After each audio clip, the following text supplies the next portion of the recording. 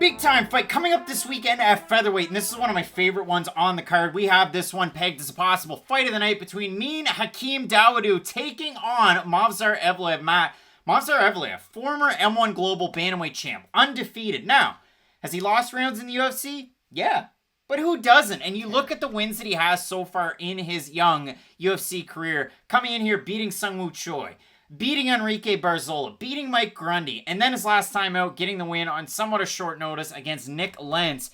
Absolutely buzzsawing through the competition. If you look at it, Sungwoo Choi, jack of all trades. You look at the other two wins, I mean, Mike Grundy is definitely a wrestler at his core, and that's what made that fight so much fun. And Enrique Barzola, I mean, the scrambles that guy has in his fights are a lot of fun to watch. Now, the last time against Nick Lentz, again, it was a split decision, but if you watch the fight after the first round, it's just Evloev teeing off. And I mean, Nick Lentz talked about it going into that fight. He had issues with double vision in one of his eyes. And you saw him even after the first round, an eye started to swell up. And then after that fight, ultimately retired. So from Nick Lentz, hell of a career for the Carney. But in that fight, maybe won the first round just based on the guillotines that he was pulling. He had two really tight. But after that, Movsar Evloev, the guy's a master of sport in Greco-Roman wrestling, and does it ever show? He's a guy that used to train at a Tiger Muay Thai for the longest time, and you can see it in his strikes, a lot of flashiness, a lot of spinning attacks, now an American Top Team with a lot of the bigger names in the show. And for me and Hakeem, this guy coming out of Champions Creed Martial Arts, he's a Muay Thai fighter, but he has very, very good takedown defense, and he has faced wrestlers. The only knock on him, especially on the win streak that he has, 5 of them, 4 of those wins by decision, 3 of them by split. And if we can name them, Kyle Bochniak, he had a split his second to last time out against Julio Arce, one of Tiger Schulman's guys, and then a split against Zubaira Tukhugov. But overall, Hakeem Dawodu, and Matt, you love it when people say this, is he Canada's best shot at a title?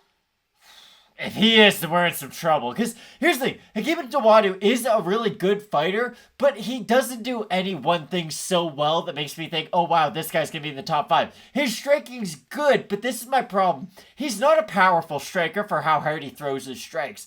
Hakeem Dawodu is not a guy who's going to go in there, hit you with a 1-2, and you immediately fall down. He needs combinations to land for him to really get success. Because look at the majority of his fights. When he has success, it's when he is putting his combinations together. He can fall into that kind of single shot rhythm where he will give up rounds and really just portions of fights because of his lack of activity. And that's something that I'd always consider with Dawodu, because we talk about guys with a lot of power and we talk about guys with a lot of volume. He's kind of in the middle for both. He has great technique, but he lacks the overwhelming volume to really go out there and just put it on people. And he lacks the power so that guys aren't really afraid that, oh wow, he's got that one-hitter quitter. What Hakeem Dawodu does have, though, is phenomenal leg kicks, and I really do think those are going to be the key to this fight. Similar to how Nick Lentz was able to use them against Movsar Evloev, because for Nick Lentz, you have the guillotines. The two things he still does at a very high level are leg kicks and guillotines, and those are the two things he had quite a bit of success with against Movsar Evloev. The difference is that Dawodu's leg kicks are much more powerful at this stage of his career than Nick Lentz are.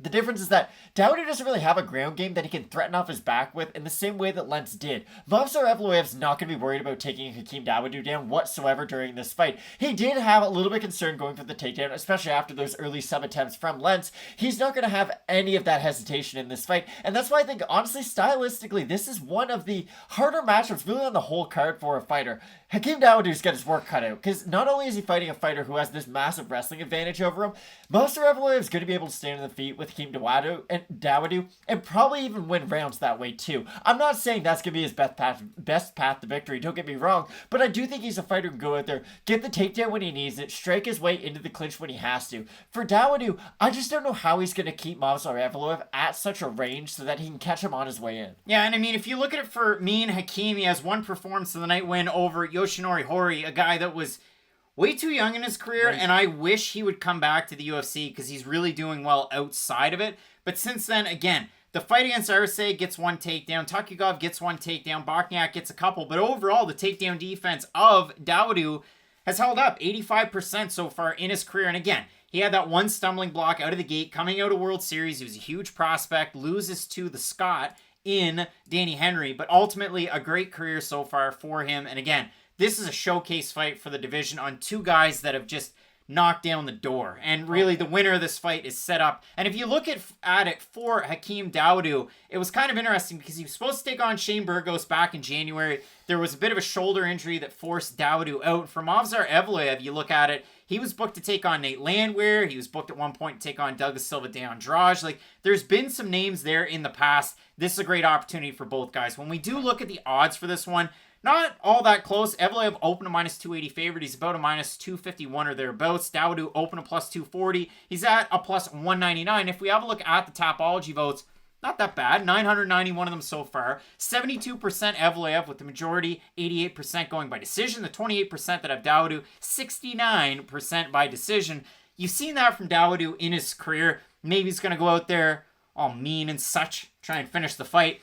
Taking on a really tough out though in Movsar Evloev. And this is a guy that, again, when you're training with the best of the best at American Top Team, it's really iron sharpening iron. And if we talk about some of the guys that he trains with, he's got David Zavada in some of the pictures, Thiago Moises. Who else did I have out there? Oh, Magomed Karimov, the unsung hero at 170 with PFL. So a lot of really good wrestlers, but guys that can strike as well. I've got Evloev here. Yeah, so do I. Again, stylistically, it's just a really hard matchup for Dawodu. Be interested to see what Hakeem's game plan is in this fight. I'm assuming he's going to be very leg kick heavy, but at the end of the day, I do have to side with Evloev. Both of us going with the Russias. Movsar Evloev to get the win. Absolutely love the fight. We got 3. I almost said 5. We have 3 5-round fights up at the top. You're not going to want to miss those. Keep it locked in with Fight Night Picks, as we always say. Let's get into it.